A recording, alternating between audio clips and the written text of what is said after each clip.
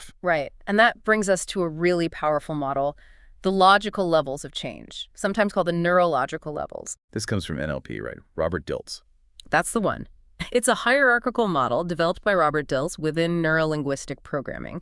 And its whole purpose is to explain where change needs to happen if you want it to be effective and lasting. And the key idea here is about influence, isn't it? How the levels affect each other. Exactly. That's the core principle. Think of it like a stack or a ladder. A change made at any higher level automatically organizes and influences all the levels below it. Automatically. But, and this is crucial if you try to fix a problem that exists at a high level, like, say, your sense of identity, by only working at a low level, like changing your behavior. You're just spinning your wheels. Pretty much. Yeah. You're doomed to frustration and repeated failure. Why? Because the higher level is setting the rules for the lower level. Learning or changing at higher levels is exponentially faster and more effective. Okay, that makes intuitive sense. Mm-hmm. Like if I keep trying to stop procrastinating, which is a behavior, just by buying a new planner, which is a tool in my environment. Lowest level. Right, it's probably going to fail if the real issue is much deeper, like a belief I have about myself. Precisely. The planner doesn't address the underlying why. So let's quickly map out these 6 levels, starting from the bottom and going up. Okay. Level 1, the base, is environment. This is simply about where and when things happen. Your physical context, the room you're in, the tools you have, the people around you. Got it. Level 2. Level 2 is behavior. This is about what you actually do. The observable actions. Yeah. Running, typing, talking, eating, procrastinating. Okay. Environment, behavior. What's level 3? Level 3 is capability skills. Yeah. This is about how you do what you do. It includes your skills, your strategies, your talents, like time management skills, communication abilities, technical expertise. Right. Environment, behavior, capabilities. Level 4. Level 4 is where it gets really interesting for our discussion today. Beliefs and values. This is the why behind your actions. What motivates you? What do you believe is true or important? Your values hierarchy lives here. Your suffering laws live here. Ah, okay. So the stuff we've been talking about sits right here in the middle. Smack bang in the middle. Yeah. And above that are the 2 most powerful levels for leverage and deep change. Which are? Level 5 is identity. This is about who you perceive yourself to be, your sense of self. Statements like, I am a leader, or I am creative, or crucially, I am someone who always messes things up, or I am not good enough. Wow, okay. Identity. That feels big. It is. And right at the very top, level 6 is purpose mission. This is with a for what or for whom. It connects to something larger than yourself, your sense of contribution, spirituality, legacy, your ultimate why in life. Environment, behavior, capabilities, beliefs and values, identity, and purpose mission. Okay. That's the hierarchy. So let's connect this back. If I'm struggling, say, to consistently exercise, that's a behavior level issue, right? Yeah. Trying to fix it by just buying new running shoes, an environment level is likely useless. Probably. If deep down at the identity level, I believe I'm just not an athletic person or I'm too lazy. You got it perfectly. If your identity, I'm not athletic, is fundamentally misaligned with the behavior you want, exercise regularly, the identity level belief will override the behavioral intention almost every single time. Because it's higher up the chain. Because it's higher up. Trying to force the behavior change directly requires constant willpower. It feels like a struggle. It's slow. But if you can shift the identity, if you can genuinely start to see yourself and believe I am becoming a healthy, active person, what happens? It should ripple down. It automatically starts to restructure your beliefs about exercise. It makes you more open to learning new capabilities or skills related to fitness, and it makes the desired behavior, actually exercising, feel much more natural and effortless. That's the shortcut to deep change we're looking for. Change higher up. Okay, this is super practical. Yeah. So let's move into the application stage. We know values conflicts cause a lot of that daily pain and frustration. Knowing how to tackle the specific type of conflict seems really key. It absolutely is, because the type of conflict dictates the most effective solution strategy. Let's break down the 3 main types our sources identify. Go for it. Okay, type 1 is probably the most common one for people who are generally doing well but feel torn. It's the reports. Towards conflicts. Approach versus approach. 2 good things clashing. Exactly. Like our earlier example. Career success towards versus family time towards.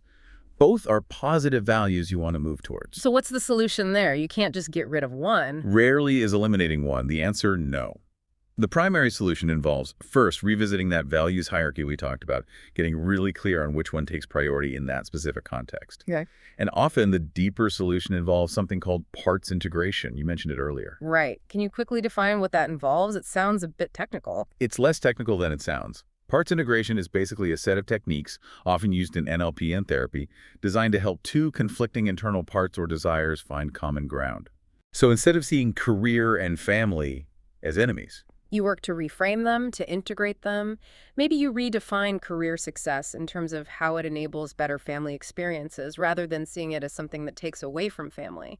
You find a way for them to support rather than fight each other, or you establish clear boundaries and contexts where each gets its priority. okay, integrating the goals. Yeah. Makes sense. Now, what about the really painful one? The away conflict. Ah, yes. Avoidance versus avoidance. This is choosing between two negative options you desperately want to get away from. It sounds utterly paralyzing, like being stuck between a rock and a hard place. That's the perfect description. It is the definition of feeling completely stuck. The classic example, I don't want to be unemployed and broke, away from, versus I don't want to stay in this boring, soul-crushing job, away from. Ugh. Yeah, you're motivated only by fear in both directions. Exactly. Any action you take feels like it leads to pain or loss. So often people do nothing. They stay stuck. So the crucial solution here must be conversion, Yeah. changing the direction. Absolutely critical. You have to break the pattern. The core strategy is to stop focusing on running away from the pain and consciously, deliberately shift your focus to striving towards a positive state instead. So instead of don't want unemployment, You shift your focus to, I want to achieve financial security and stability. You define what you do want to move towards instead of running from boredom. you focus on moving towards engagement or fulfillment or meaningful work. Precisely. You have to introduce a positive pull motivation to break the paralysis of the double negative push. Convert at least one of the away-froms into a towards. Okay, that gives you some more positive to aim. And the third type, The third type is the towards away from conflict. This brings us right back to those suffering laws we discussed. right, you want the positive thing towards, but you're afraid of the perceived negative price tag away from. Exactly. Maybe you really want to build great wealth towards, but you have this deep fear or belief that doing so will inevitably lead to materialism, ruined relationships, or constant stress away from. So the away from fear acts like a brake on pursuing the towards goal. It's a powerful break. The solution here has to involve addressing the negative belief first. You need to tackle that away from fear and the underlying suffering law, the belief that success must come with this awful price. You need to challenge and change that belief. And a really simple but apparently powerful first step for doing that conversion, especially from away from to towards, is something called syntax alignment. Yes, it sounds basic, but the language you use internally really matters. You have to consciously stop using negative syntax when you describe your goals. So catch yourself saying, I don't want poverty. And actively rephrase it. Change it into a positive approach value. I want financial security, or I want abundance. That simple rewording shifts your brain's focus. It helps shift your focus from the fear you're trying to avoid to the positive outcome you desire. It's a small change in language, but it starts to retrain your motivational direction. Okay? And then finally, to really make these changes stick, especially at that crucial beliefs and values level, we have to tackle the core limiting beliefs themselves, the I'm not good enough type statements. That's the end game, really. Getting to the root limiting belief that's holding the whole problematic structure in place. And the process for that involves a few steps. Typically, yes. First, you need to clearly identify the specific limiting belief, get it out in the open. Then you move into refutation, actively challenging it. Where did it come from? What's the actual evidence for and against it? Poke holes in it. Deconstruct it. Exactly. Then, the crucial step, create a new belief. Formulate a positive, empowering alternative that you want to believe instead, something that supports your goals. Like turning I'm not good enough into I am capable and always learning. Perfect. And finally, consolidation. This is where you anchor the new belief. You consciously look for evidence that supports it, you repeat it, you act as if it's true, you visualize it, you integrate it through deliberate action and experience until it starts to feel more natural and true than the old limiting one. Identify, refute, create new, consolidate. Okay. Hashtag outro.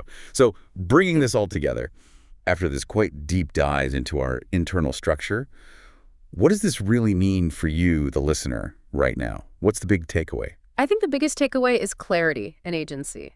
Understanding your own values hierarchy, knowing whether you're mostly running from fear or running towards fulfillment, Yeah. and knowing where a problem actually lives within those logical levels. Is it just behavior, or is it beliefs, or even identity? Hmm. This provides just unparalleled clarity. It stops you from banging your head against the wall trying to fix things at the wrong level. Exactly. It helps resolve that awful feeling of being stuck or constantly procrastinating on things you say you want. It naturally increases your proactivity because suddenly your internal world, your desires, beliefs, identity, actions, they start to align. You move from being sort of pushed around by hidden fears. To being consciously pulled forward by what genuinely fulfills you. It's about achieving that internal alignment.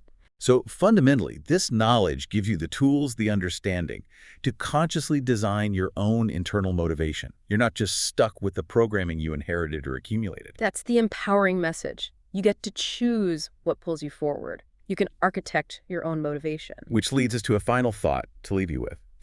If, as we've discussed, creating anything worthwhile, even knowledge like this, requires some effort, what hidden suffering law might you personally be holding right now about the price of success or happiness, or even just learning something new?